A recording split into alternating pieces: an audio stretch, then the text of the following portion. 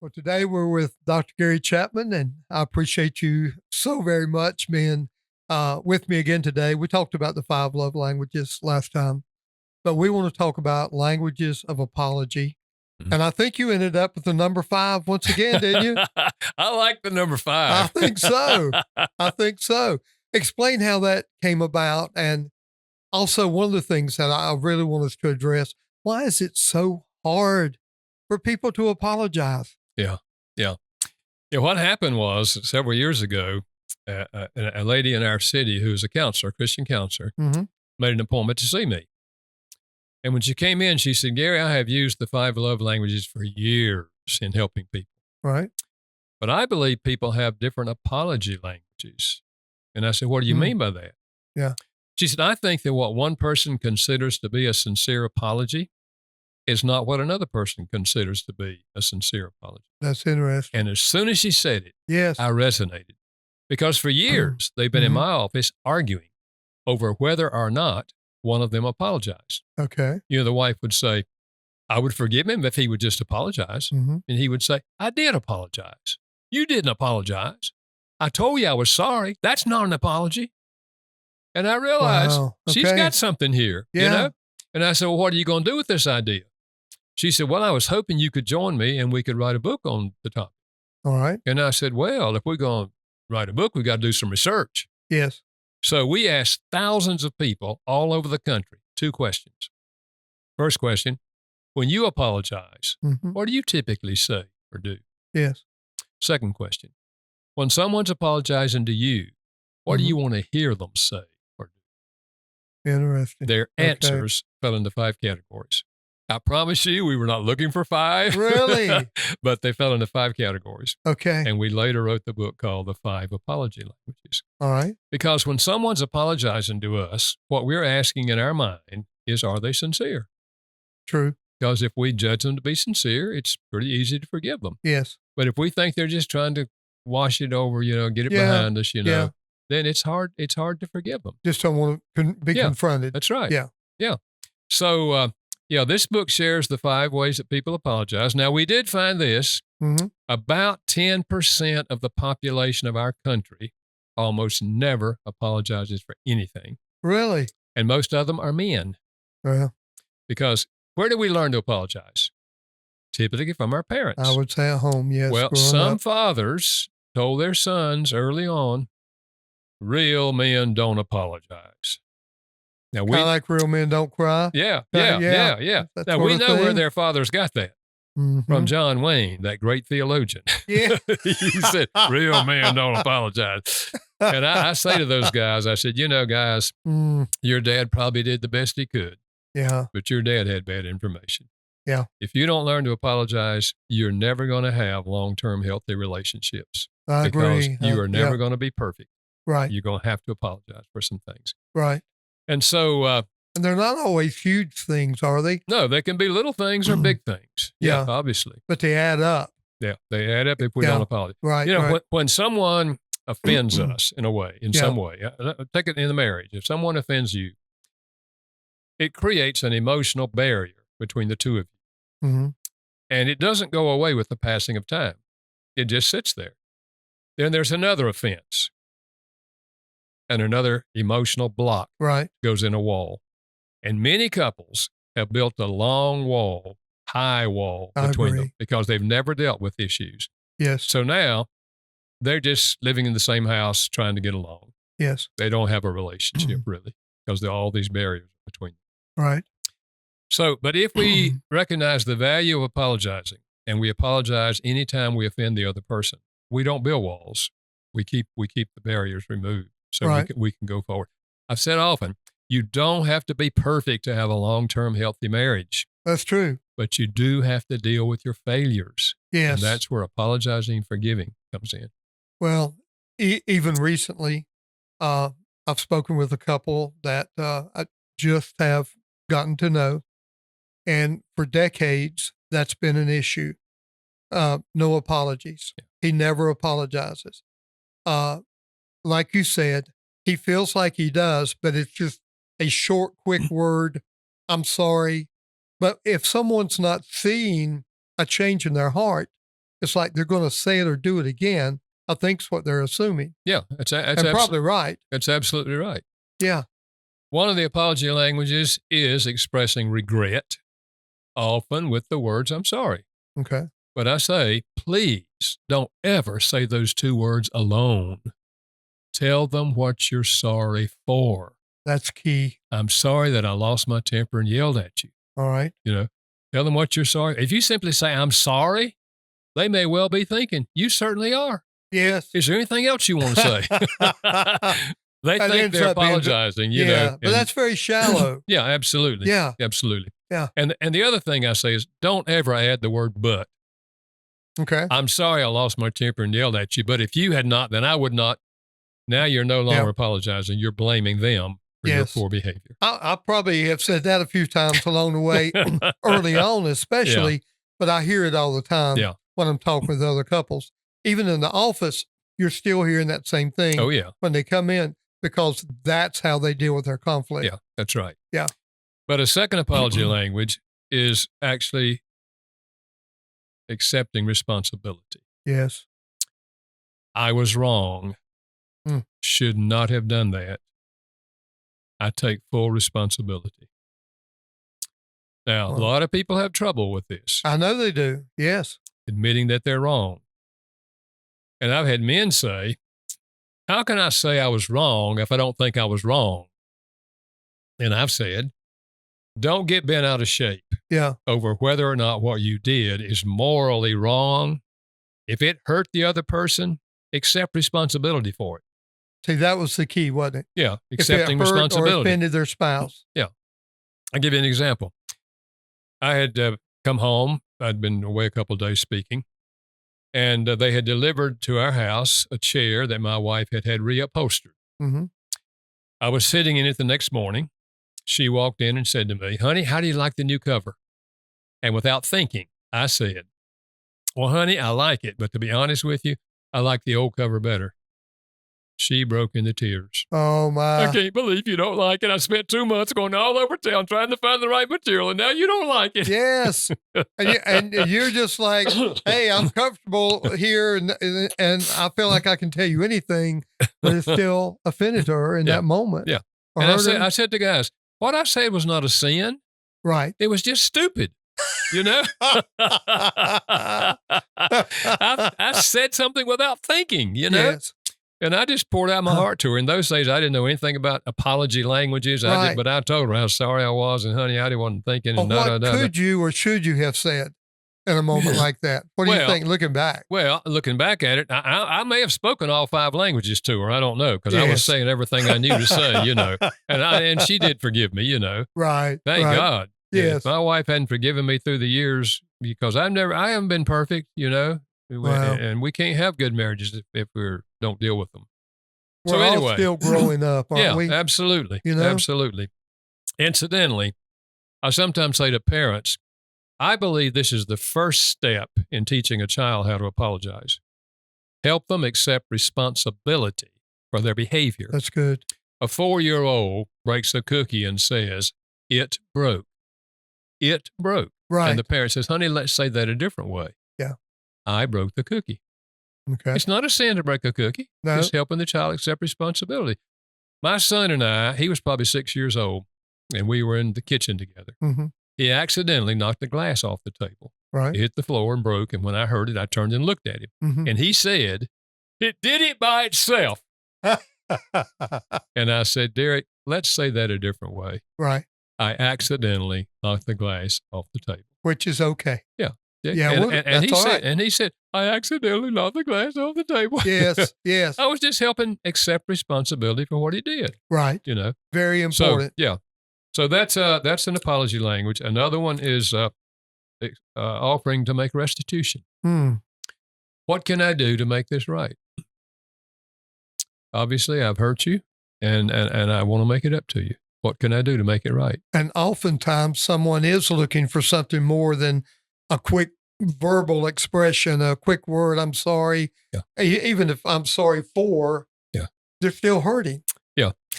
Very interesting. Before we published the book, I sent the manuscript to a counselor friend of mine in California. I said, would you read this and give us feedback? He came back. He said, Gary, this is helping me in my marriage. He said, my wife and I decided to read the book together. And he said, I knew number one was what I've done for 15 years in our marriage. I've always told her I'm sorry. Yes. It's always seemed like she's had a hard time letting it go. Yes. We got to this one, and she said to me, this is what I've been waiting for 15 years. You have never, ever offered to make things right. Really? He said, Gary, it never crossed my mind. He said, but now I do. I still tell her I'm sorry. Yes. And then I say, okay, honey, what can I do to make it right? And he said, she always has an idea. Yeah, I'm sure she does. I often say that I want to continue to learn until I draw my last breath. Yeah. And even though some of us have been in marriage relationships now for many, many years, there's still more to learn. That's a great example of that. Absolutely. I mean, here's a professional, gentleman and has been at it for many years and trying to get it all right, but he learned another key to improving his marriage and relationship. Yeah. We have so much more to learn. Absolutely. I think we do. So a fourth apology language is, the biblical word is repenting. Mm-hmm.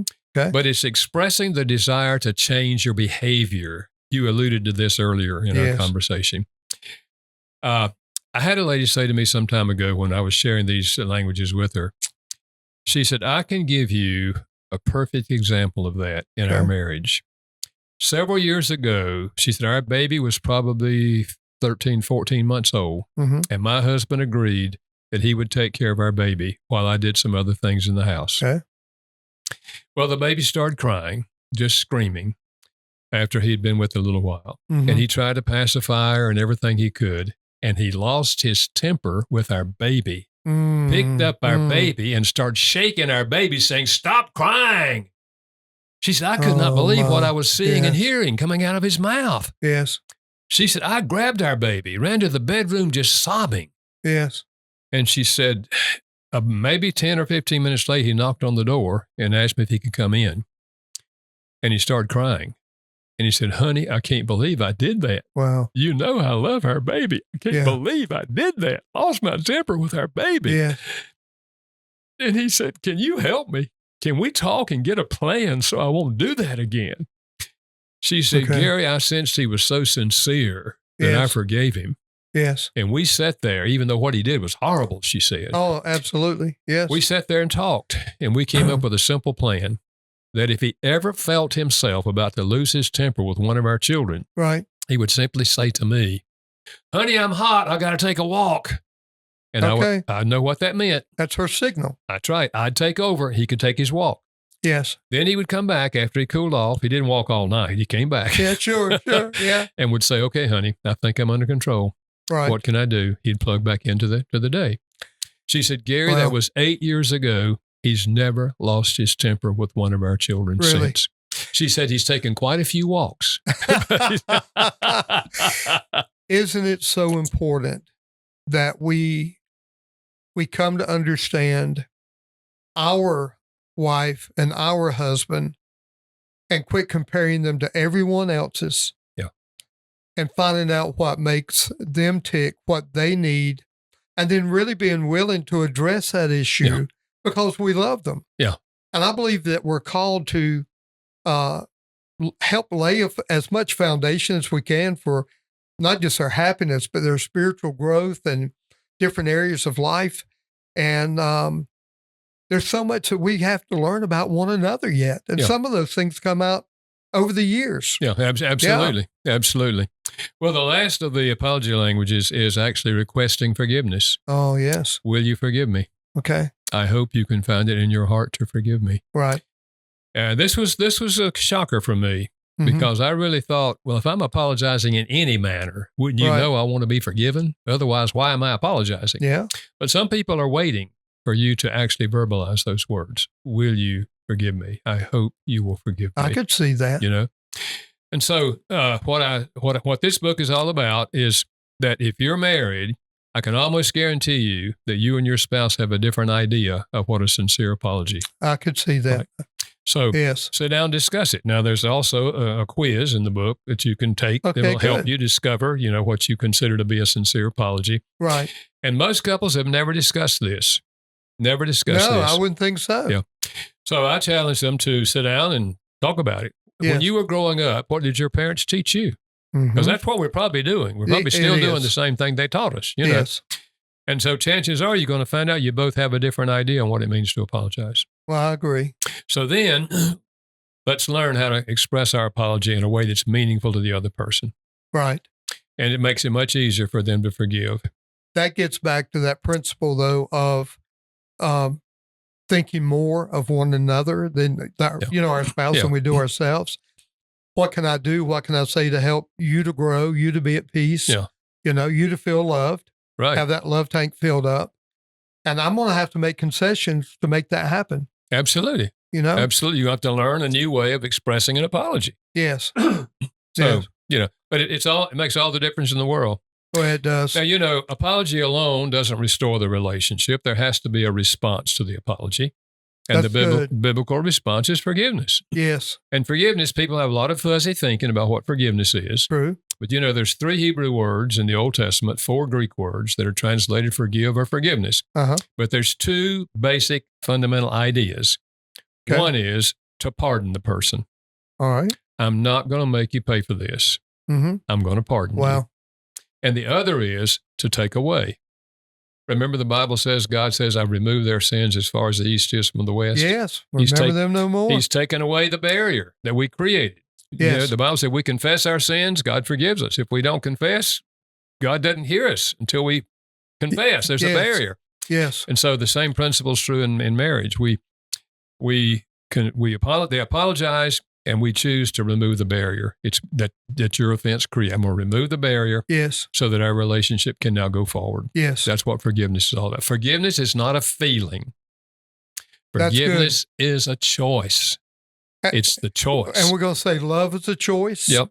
Love is a choice. And forgiveness is a choice. So we have to come to that place in our hearts that we understand the importance of that and then be willing to do it. Right. We were talking earlier about the book that I've recently written, The Quest for Intimacy. Yeah. And the reason that I wrote the book is because I would see so many couples focusing on one area of their relationship.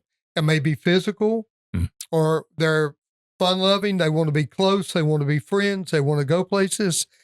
But they would not understand the value of that deep spiritual foundation. Yeah. So in the book, what I was attempting to do is to help a couple understand first, you have to know where your heart is. You have to know where you stand with the Lord. I mean, as believers, as Christians, we know that's paramount. It gets back to forgiveness. Have I allowed him to forgive me of my sins? And we all have sinned to come short of the glory of the Lord. But understanding, for example, as he has forgiven me, I'm to forgive you. Yeah. I'm to live with an attitude of forgiveness toward my wife, and then to encourage her in her spiritual walk as well. Yeah. And then to find ways that we can serve together. And I encourage couples all the time, Gary, to pray. And I push them out of their comfort zone a little bit. I say, if you ever prayed together out loud, and I don't have very many couples say, yes, we have, or we do. Yeah. But it is life-changing. Oh, it is. Absolutely. Absolutely. Yeah. I sometimes say to couples who don't pray together out loud, well, just hold hands and pray silently for a while and just say amen out loud. There you go. To get them started there, you know. Yes, sir. Yes, sir. Incidentally, your book is a great book, The Quest for Intimacy. Thank you. You know, and you talk about spiritual intimacy in there, obviously, which is what we're talking about now. Yes. And that impacts everything else. Yes, it does. Our relationship with God impacts everything. And if you have a relationship with God and it's close and you're keeping up to date and confessing to God for your failures, yes, you're gonna have a much better marriage. Gary, I thought I had wonderful parents, and they made sure that I was in church on a regular basis, taught me a lot of wonderful things. But there were things they encouraged me to do or not do, and it didn't affect me. But as I began to grow in the Lord and that relationship with Him, when He would confront me with things like my selfishness, my rudeness, whatever it may be, I had to deal with it.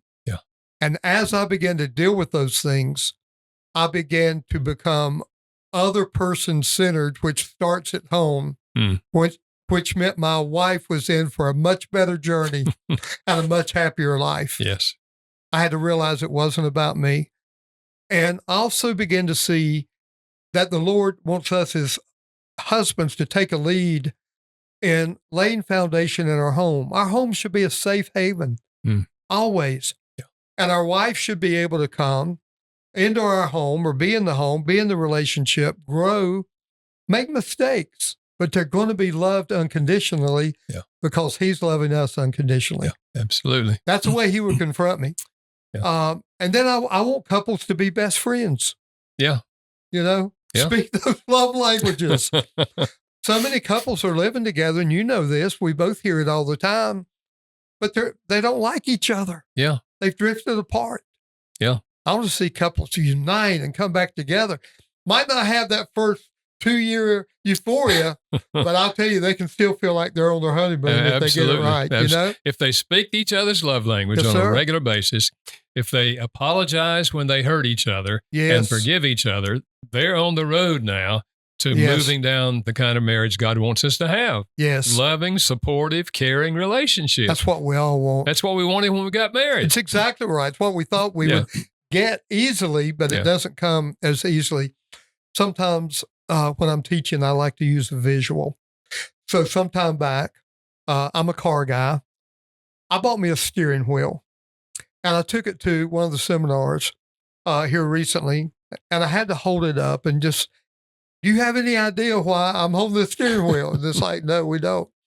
Gary, I honestly believe that so often couples put their relationship on cruise control. Mm-hmm. So we enjoy cruise control when we can, and it's safe.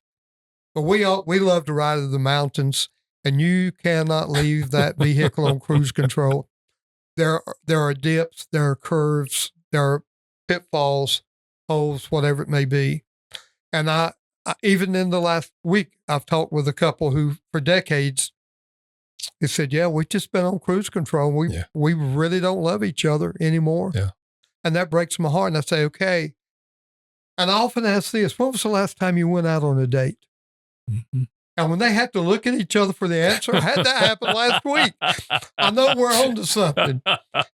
We've stopped doing the basic things of expressing love to one another. Yeah.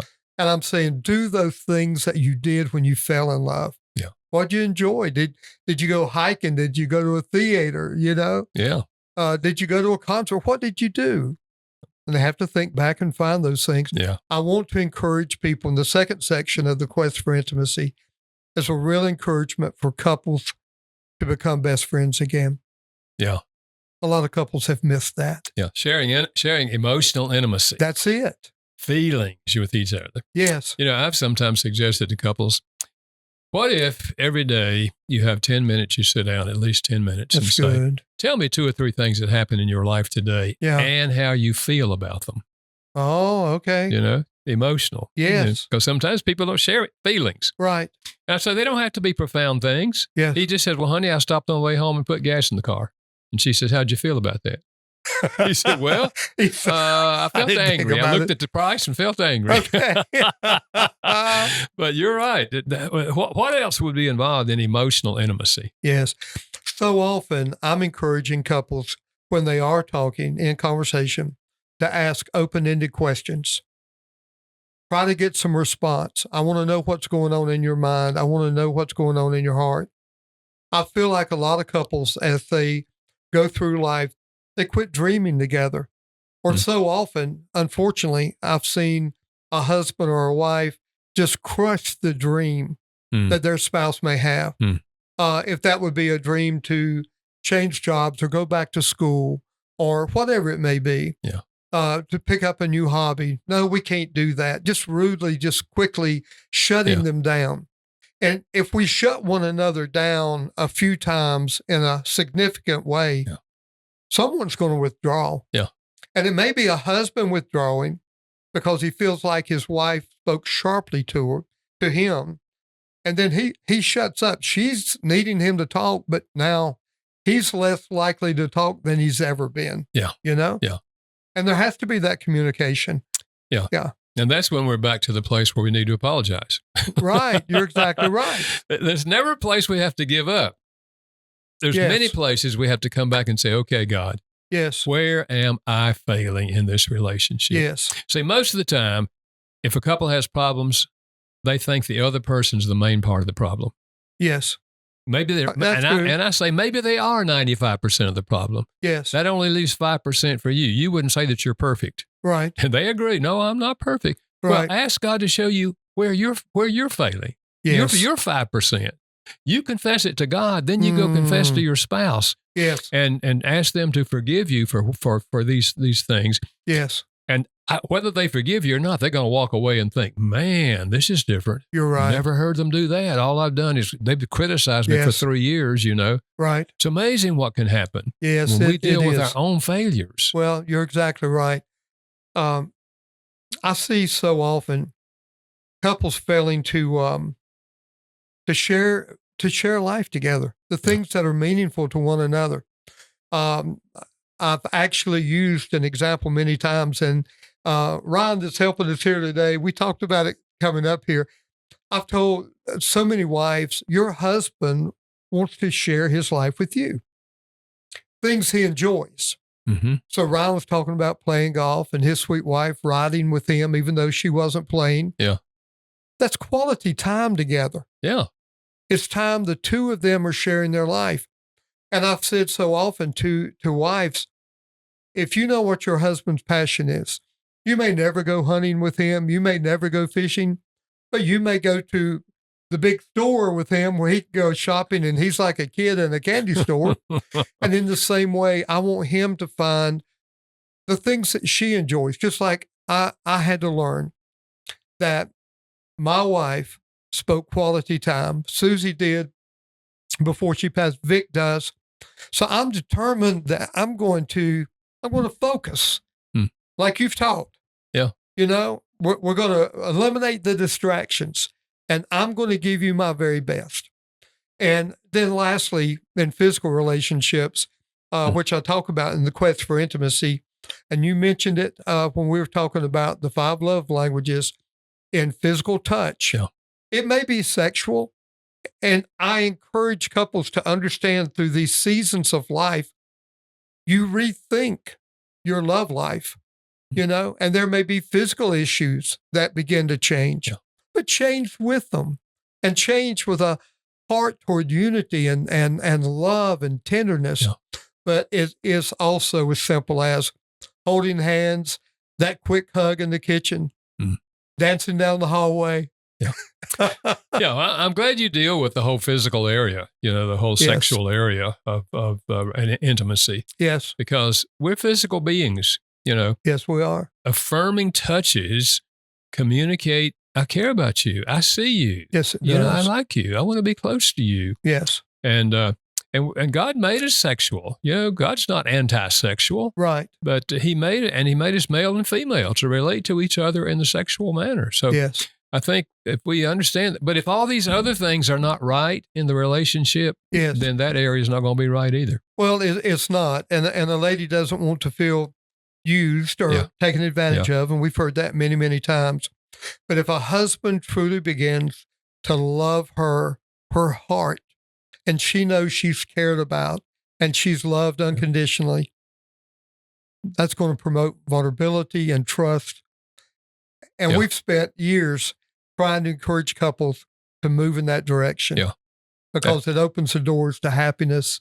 Yeah. And not just happiness, because you and I both know, we want the feeling, we want happiness, but we want to help each other truly grow in life, become the best person that they can be and that God's created them to be. Yeah. I really believe that's part of our calling as men of God, to help our wives to be able to know his will and to walk in it with our support. Yeah. And when we're doing that, not many women are going to walk away from a man who is loving them like Christ loved the church. That's what he's called us to do. And we could talk for hours about that, but it's time for us to stop. Gary, thank you again so very much for taking this time to be with me and all of us today. a lot of people have asked me over the number of years, say, no, I've gotten to know you. They say, well, what's Gary like? And I've had to tell a lot of people, I say, he's a Southern gentleman that loves the Lord with all of his heart. Thank you for caring about all of us too, and your wife. And I can't help, I don't know why, I just feel like I need to mention this. A long time ago when we were talking, a lot of people wouldn't know because God's directed your life. But y'all wanted to be missionaries way back in the day. Yep. And I remember you telling me that as the book, The 5 Love Languages, was translated into different languages, the publisher sent a copy to your house one day. And I believe you were eating breakfast and you and Carolyn sat down at the table. And she opened it and it was a book in a different language. And she said something like, Gary or honey, we did become missionaries. Yeah. Is that right? Yeah, that's right. When the love languages started going to other languages, which went to 50 languages, and now many of my books are in 35 and 40 languages all over the world. Right. And we realized, oh, okay, God, because we got turned down by the mission board because of her health, my wife's health at the time. Wow. And it was very discouraging to her and me. I'm We're just sure trying to figure it all out. Of course. But years later, when my books are going all over the world, that's when she said that to me. She said, I said, she was crying. And I said, why are you crying? Yes. And she said, nothing's wrong. She said, I'm just remembering we wanted to be missionaries. And now your books are all over the world. And you are missionaries. You know what? I think what a wonderful word of encouragement that we're leaving with everybody is that God's got a master plan for our lives. We don't always see it. We don't always understand it. Y'all went through disappointment there, but look what God has done. Yeah. And I just believe that God has a great plan for all of his children. And I'm praying today that there will be countless people that will draw hope and encouragement and learn to forgive and learn to love like he loves. Yep. Thank you, brother. Amen. God bless you. Thank you. Thank you so much. Thank you. Yes.